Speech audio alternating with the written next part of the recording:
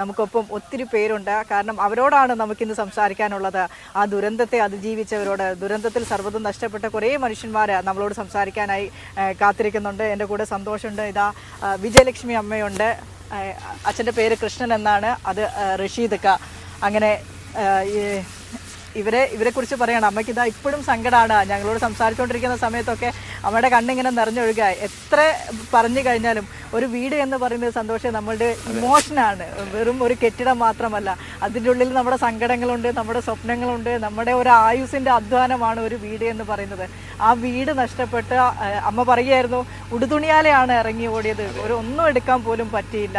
രക്ഷപ്പെടുത്തൂ രക്ഷപ്പെടുത്തൂ എന്ന് അലറിക്കരഞ്ഞ് വന്നവരാണ്. രക്ഷപ്പെടാനായില്ലേ? രക്ഷപ്പെടുത്തലിന്റെ പാതയിലായില്ലേ? അന്ന് ഒക്കെ കുറേയും കൂടി എനിക്ക് ഓർമ്മയുണ്ട്. മലയാളികൾക്ക് ഒരുപാട് ഓർമ്മയുണ്ട്. അന്ന് മാധ്യമങ്ങളിലൊക്കെ വന്നിട്ടുണ്ട് അമ്മയുടെ മുഖം അല്ലേ.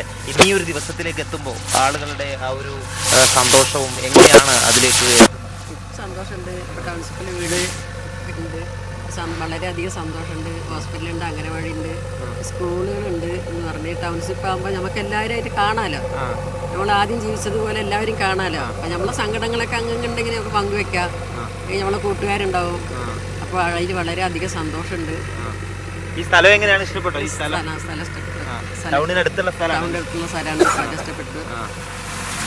എങ്കിലും നമ്മുടെ അന്നത്തെ വന്നപ്പോൾ സംസാരിച്ചത് നമുക്ക് ആ ഒരു ദിവസം, അന്നത്തെ ഒരു ദുരന്ത ദിനം, നമ്മുടെ ഒരു വീട് നഷ്ടപ്പെട്ട ഒരു പ്രയാസം എങ്ങനെയാണ് ആ ദിവസങ്ങളിൽ? ആ ദിവസം സങ്കടം പറഞ്ഞാൽ തീരില്ല. എന്താ വെച്ചാൽ ഞങ്ങൾ ഒരു മുടിനാരഴിക്ക് രക്ഷപ്പെട്ടാണ്. ആ ഒരു സങ്കടങ്ങൾ ഞങ്ങൾക്ക് പറഞ്ഞാൽ തീരില്ല. ഇപ്പം ഞങ്ങൾക്ക് വീട് ഇങ്ങനെ ഉണ്ട് എന്നുള്ളത് വളരെയധികം സന്തോഷമുണ്ട്. ഇനി വീടില്ലാത്തവർക്കും അതുപോലെ കിട്ടണം എന്നുള്ള ഞങ്ങൾക്കൊരു എല്ലാവർക്കും ഒരുമിച്ച് കഴിയാൻ കഴിയുന്നു എന്നുള്ളതാണ് ടൗൺഷിപ്പിന്റെ. നമുക്ക് എവിടെയെങ്കിലും എല്ലാവരും ചിതറിപ്പോകാതെ എല്ലാവരും നമ്മുടെ നാട്ടിൽ എങ്ങനെയാണോ ജീവിച്ചത് അതുപോലെ ഇവിടെ നമുക്ക് ജീവിക്കാൻ കഴിയുമെന്ന് തന്നെയാണ് അല്ലേ? നമ്മുടെ നാട്ടിൽ ജീവിച്ച അതുപോലെ ഇവിടെ ടൗൺഷിപ്പിൽ നമുക്ക് എല്ലാവർക്കും ജീവിക്കാൻ കഴിയണം കഴിയും എന്നുള്ള സന്തോഷമാണ് ഇപ്പോൾ. അങ്ങനെയാണ് അമ്മ ഈ ടൗൺഷിപ്പ് കൊണ്ടുവരാൻ പോകുന്നത്. നിങ്ങൾക്ക് വേണ്ട ആശുപത്രി, നിങ്ങളുടെ നാട്ടിൽ എന്തൊക്കെ ഉണ്ടായിരുന്നോ? ആശുപത്രി ഉണ്ടാവും, ഇലക്ട്രിക് ഓഫീസ് ഉണ്ടാവും, പോസ്റ്റ് ഓഫീസ് ഉണ്ടാവും, കടകൾ ഉണ്ടാകും, അതെല്ലാം കൊണ്ടുവരുന്നുണ്ട്. വീട് മാത്രമല്ല, എല്ലാം സന്തോഷമുണ്ട്. ടൗൺഷിപ്പ് ആകുമ്പോൾ നമ്മളെല്ലാവരും കാണാം. നമുക്ക് അവിടെ ഞങ്ങൾ അങ്ങനെ കഴിഞ്ഞാണ്. ഒരു അമ്മയുടെ മക്കളെ പോലെ ഞങ്ങൾ ജീവിച്ചിരുന്നാണ്. അങ്ങങ്ങും ഒരു വാക്കുകൾ തർക്കങ്ങളൊന്നും ഇല്ലാതെ. അപ്പം അതേപോലെ ഇനിയും മുന്നോട്ട് പോകണം എന്നുള്ള ഒരു നന്മയുള്ള നാടായിരുന്നു ഗിരീഷ. ചൂരൽമലയിലെയും മുണ്ടക്കൈയും നമ്മൾ അന്ന് അവിടെ എത്തിയപ്പോൾ നേരിട്ട് അനുഭവിച്ചതാണ്. അന്ന് ഈ ദുരന്തത്തിന് ശേഷം ഇവരുടെ ഏറ്റവും വലിയ പ്രയാസം ബാക്കിയായവർ ഇനി ചിതറിപ്പോകുമോ എന്നുള്ളതാണ്. ഒരുപാട് പേർ കൂട്ടത്തിലുള്ളവർ നഷ്ടപ്പെട്ടു. ബാക്കിയുള്ളവർ ഒരു കുടുംബം പോലെ ജീവിക്കാൻ കഴിയുമോ എന്നുള്ള ഒരു ആശങ്കയുണ്ടായിരുന്നു. അതിലേക്കാണ് നിങ്ങൾ എത്തുന്നത്. ഇനി ഒരുമിച്ച് നിങ്ങൾക്ക് ജീവിക്കാൻ കഴിയുന്നു അല്ലേ? എങ്ങനെയാണ് ആ ഒരു സന്തോഷം? വളരെ സന്തോഷം സാറേ. വീട് കെട്ടുന്നതും ടൗൺഷിപ്പും അങ്കണവാടി, അമ്പലം, പള്ളി, വീട് കിട്ടാത്തവർക്ക് എല്ലാവർക്കും വീട് വേണം. പണ്ടം ഞങ്ങൾ ഉണ്ടായിരുന്നു, അതുപോലെ വേണം. അത്തരത്തിലുള്ള ഒരു സന്തോഷത്തിൽ തന്നെയാണ് എല്ലാവരും ഉള്ളത്. എനിക്ക് ഓർമ്മയുണ്ട് അന്ന് ദുരന്ത മുഖത്ത് ആദ്യം ഓടിയെത്തിയ ആളുകളിൽ ഒരാളാണ് അല്ലേ? അന്നത്തെ ഒരു ദിവസത്തിൽ നിന്നും ഇവിടെ എത്തുമ്പോൾ എത്രത്തോളം ആളുകൾ അതുമായി പൊരുത്തപ്പെട്ടു, അവരുടെ ഒരു പുതിയ ജീവിതത്തിലേക്ക് എത്തി. അമ്മ പറഞ്ഞതിന് തുടങ്ങാം. ഈ അമ്മയ്ക്ക് കണ്ണീര് വരുന്നതിന് എന്താണെന്ന് വെച്ചാൽ ഇപ്പം ഞങ്ങൾ ഈ ദുരിതപ്പെട്ട ആളുകൾ വയനാട്ടിൻ്റെ പല ഭാഗത്തായിട്ട് ഗവൺമെൻറ് താമസിപ്പിച്ചിരിക്കുകയാണ്. അവർക്ക് എല്ലാ സൗകര്യങ്ങളും ചെയ്തിട്ട് താമസിച്ചിരിക്കുകയാണ്. പക്ഷേ എല്ലാവരും ഒരു കൊടക്കീഴിലേക്ക് വരുന്നതാണ്. കാരണം പണ്ടത്തെ നാട്ടുകാരെല്ലാം വീണ്ടും ഒത്തൊരുമിക്കുക എന്നുള്ളൊരു സന്തോഷം കാണാത്തവരൊക്കെ കാണാം. ഇനിയും ആ പഴയ ആ ഒരു സ്നേഹത്തിലും സൗഹൃദത്തിലേക്ക് പോകാം. ആ ഒരു സന്തോഷത്തിലാണ് അമ്മയുടെ കണ്ണീർ ഇപ്പോൾ കണ്ണീർ വന്നുകൊണ്ടിരിക്കുന്നത്. ആ ഒരു സന്തോഷം ഇപ്പോൾ ഞങ്ങൾക്ക് എല്ലാവർക്കും ഉണ്ട്. കാരണം ഞങ്ങളെല്ലാവരും ഇപ്പം ഞങ്ങൾ പിന്നെ പോയി വീണ്ടും ഗവൺമെൻറ് മുൻകൈ എടുത്ത് ഞങ്ങളെല്ലാവരും ഒരുമിപ്പിക്കുകയാണ്. അത് തുടക്കം എന്നുള്ളതാണ് ഇപ്പോൾ ഇവിടെ നിന്ന് നടക്കാൻ പോകുന്നത്. 4 മണിക്ക് ബഹുമാനപ്പെട്ട മുഖ്യമന്ത്രി ചെയ്യാൻ പോകുന്നത്. അന്നത്തെ അനുഭവം പറയുമ്പോൾ നമുക്ക് ഒരു പ്രയാസമാണ്. കാരണം 12:50 തോന്നുന്നു പൊട്ടിയത്. വീട് കുടുങ്ങിയിട്ടാണ് ഞാൻ പുറത്തേക്ക് ഇറങ്ങുന്നത്. പുറത്തേക്ക് നമ്മൾ അടുത്ത വീട്ടിൽ നിന്ന് ഒരാൾ വിളിക്കുന്നത്. കാരണം നമ്മൾ പെട്ടെന്ന് വിളിച്ചിട്ട് പറയുന്നത് ഇങ്ങനെ എന്തോ സംഭവിച്ചിട്ടുണ്ട് എന്ന് പറയുന്നത്. അങ്ങനെ വീട്ടുകാർ ഞാനും എൻ്റെ ഭാര്യനെയും കൂടി പുറത്തേക്ക് പോകുന്നത് കാണുമ്പോൾ നിലവിളികൾ മാത്രമാണ്. എല്ലാം മണ്ണിനടി നിലവിളികൾ മാത്രമേ കേൾക്കുന്നുള്ളൂ. എന്ത് ചെയ്യണം എന്നൊക്കെ തരിച്ചു പോയി. പിന്നെ അവിടെ നിന്നാണ് ഓരോരുത്തരെ രക്ഷപ്പെടുത്തണം. മരണപ്പെട്ടവർ തൽക്കാലം നിർത്തി പരിക്കേറ്റ ആളുകളെ രക്ഷപ്പെടുത്തി കൊടുന്ന് നമ്മളിപ്പോൾ ഈ അവസ്ഥയിലേക്ക് എത്തിയ. അതിന് ശേഷം ഉണ്ടായ അതായത് ഒരു ബർമൂടി ഒരു ബനിയൻ ഇട്ടിട്ടാണ് ഞാൻ പുറത്തേക്ക് ഇറങ്ങുന്നത്. എൻ്റെ ഭാര്യ ഒരു ചുരിദാറാണ്. മോള് അതേ അവസ്ഥയെന്നാണ് പറഞ്ഞത്. പക്ഷെ അവിടെ നിന്നൊക്കെ ഗവൺമെൻറ് ഞങ്ങൾക്ക് ക്യാമ്പിലാണെങ്കിൽ ശരി, ഇനി ഇവിടെ വന്ന് ഗവൺമെൻറ് കോട്ടേഴ്സുകളിലാണ് ശരി, എല്ലാ സൗകര്യങ്ങളും ഇപ്പോൾ ഈ മാസം 8 മാസമായി ഞങ്ങൾക്ക് ഒരു തടസ്സ പ്രയാസങ്ങളും ഉണ്ടായിട്ടില്ല. പല ആളുകൾക്ക് ജോലിയില്ല, പക്ഷെ ഇവരാരും ഒന്നും പട്ടിണി അടക്കുന്നില്ല. അതൊക്കെ വലിയൊരു സന്തോഷമുള്ള കാര്യമില്ല. ഇനിയും അങ്ങോട്ട് ഇവിടെ നമുക്ക് ഹോസ്പിറ്റൽ വരുന്നുണ്ട്, സ്കൂള് അപ്പോൾ ഇത്രയും സൗകര്യം ഗവൺമെന്റ് ചെയ്തു തരികയാണ്. ഇനി ഇവിടുന്ന് അങ്ങോട്ടുള്ളതും അതന്നെ പറയുന്നത്. നമുക്ക് അവിടെ താമസിച്ചത് ഒരു ഗ്രാമത്തിലാണ്, ഇന്നിപ്പോൾ നഗരത്തിലേക്കാണ് വരുന്നത്. അത് വലിയൊരു സന്തോഷമുള്ള കാര്യമല്ലേ. പിന്നെ അന്ന് ഒരു ഹോസ്പിറ്റലിലേക്ക് പോകണമെങ്കിൽ 15 കിലോമീറ്ററാണ്. ഇന്ന് 2 അടി നടന്ന ഹോസ്പിറ്റലിലേക്ക്, സ്കൂള്, മാർക്കറ്റ് എല്ലാം നമ്മളെ കാൽക്കീഴിലേക്ക് ഗവൺമെന്റ് കൊണ്ടു തരികയല്ലേ.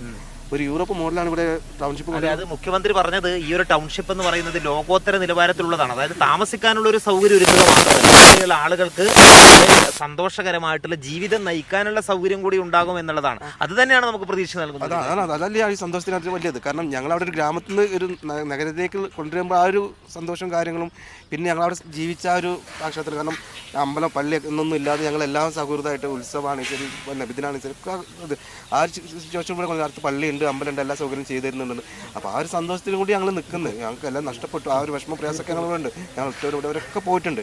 പക്ഷെ എന്നിരുന്നാലും ഇപ്പോൾ ഇത്രയും പെട്ടെന്ന്, കാരണം ഒരു ഗവൺമെൻറ് ചെയ്യാൻ പറ്റാത്ത കാര്യങ്ങളാണ് ഇത്രയും പെട്ടെന്ന് ഞങ്ങൾക്ക് ഒരു 8 മാസം കൊണ്ടൊരു തറക്കല്ലിടുന്ന നിൽക്കുക എന്ന് പറയുമ്പോൾ തന്നെ വലിയ കാര്യം. ഇതിവിടെ കേന്ദ്രത്തിൻ്റെ കാര്യം കൂടി പറയാതിരിക്കാൻ വയ്യ. കാരണം ഞങ്ങളൊക്കെ വീട് വെച്ചതും ഞങ്ങൾ സ്ഥലങ്ങളൊക്കെ പണയം വെച്ചിട്ടും സ്വർണ്ണം പണയം വെച്ചിട്ടൊക്കെയാണ്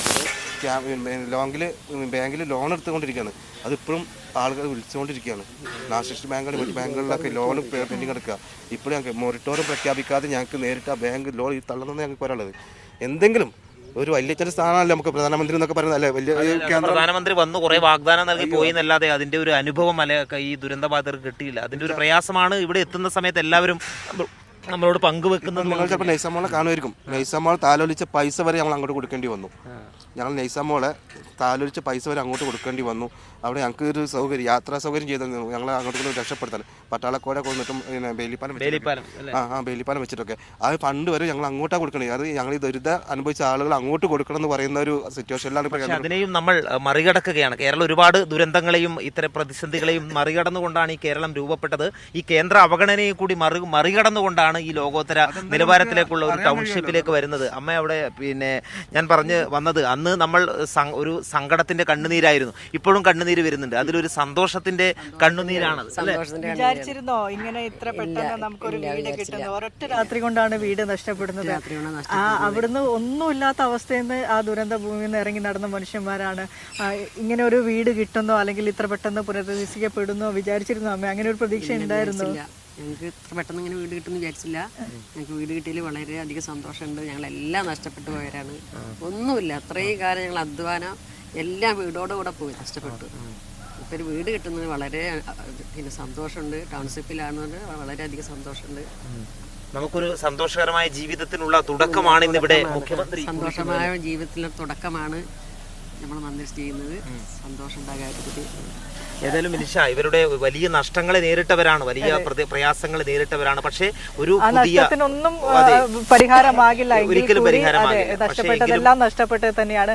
പക്ഷെ അതിലൊരു തരിമ്പെങ്കിലും തിരിച്ചു പിടിക്കാനുള്ള ശ്രമമാണ് പുനരധിവാസം. ഒരു പുതിയ ഒരു ജീവിതത്തിലേക്കുള്ള ഒരു ചുവടുവയ്പ് തന്നെയാണ്. കേവലമായ ഒരു ചടങ്ങ് മാത്രമല്ല ഇന്ന് വയനാട്ടിൽ ഈ ഒരു നമ്മൾ നിൽക്കുന്ന ഈ ഒരു സ്ഥലത്ത് നടക്കുന്നത്. അതൊരു ഒരുപാട് ആളുകളുടെ സ്വപ്നങ്ങൾ, ആ സ്വപ്നങ്ങളുടെ ഒരു സാക്ഷാത്കാരമാണ്, ഒരു പുതിയ ജീവിതത്തിലേക്കുള്ള തുടക്കമാണ്. അതിൻ്റെ ഒരു സന്തോഷമാണ്, സന്തോഷ കണ്ണുനീര് കൂടിയാണ് നമുക്കൊപ്പം ചേർന്ന ആളുകൾ കൂടി ഈ ഒരു ഘട്ടത്തിൽ പങ്കുവെക്കുകയും ചെയ്യുന്നത് എന്നുള്ളതാണ് വിനിഷ. യെസ്, നമുക്ക് തിരിച്ച് ചൂരൽമലയിലേക്ക് പോകണം. ചൂരൽമലയിലെ ജോഷില, നേരത്തെ റഷീദൊക്കെ പറഞ്ഞതുപോലെ നൈസാമോളൊക്കെ അവിടെ ചൂരൽമലയിലുണ്ട്. അതെ, ചൂരൽമലയിൽ ജോഷിലോടൊപ്പം ഉണ്ട്. നമുക്ക് അവരുടെ കാര്യങ്ങളിലേക്കും വിശേഷങ്ങളിലേക്കും ഒക്കെ പോകണം. കാരണം ഇതൊക്കെ നേരിട്ട് കാണുന്നവരാണ്. ഈ സങ്കടങ്ങളും സന്തോഷവും ഒക്കെ നേരിട്ട് അനുഭവിക്കുന്നവരാണ്. ഏത് രീതിയിലാണോ ഒരു ഭാഗത്ത് കേരള സർക്കാർ ഇവരെ പുനരധിവാസ പദ്ധതിയുമായി കൂട്ടിയോജിപ്പിച്ച് ചേർത്ത് പിടിക്കാൻ നോക്കുമ്പോൾ അതിന് തുരങ്കം വെക്കുന്ന പല പ്രവർത്തനങ്ങൾ പല ഭാഗത്തു നിന്ന് വരുമ്പോൾ അതൊക്കെ ഏറ്റുവാങ്ങേണ്ടി വരുന്നത് ഈ മനുഷ്യന്മാരാണ് എന്നുള്ളതാണ്. കാരണം സങ്കടത്തിൽ ഏറ്റവും കൂടുതൽ മനുഷ്യന്മാരെ ചേർത്ത് പിടിക്കേണ്ട സമയത്ത് അവർക്ക് ഓരോ സങ്കടം കൂടുതൽ ഉണ്ടാക്കി കൊടുക്കുന്ന പ്രവർത്തനങ്ങൾ കൂടി ചില ഭാഗത്തു നിന്ന് വരുന്നു എന്നുള്ളതും കൂടെ അതൊരു വസ്തുതയാണ്.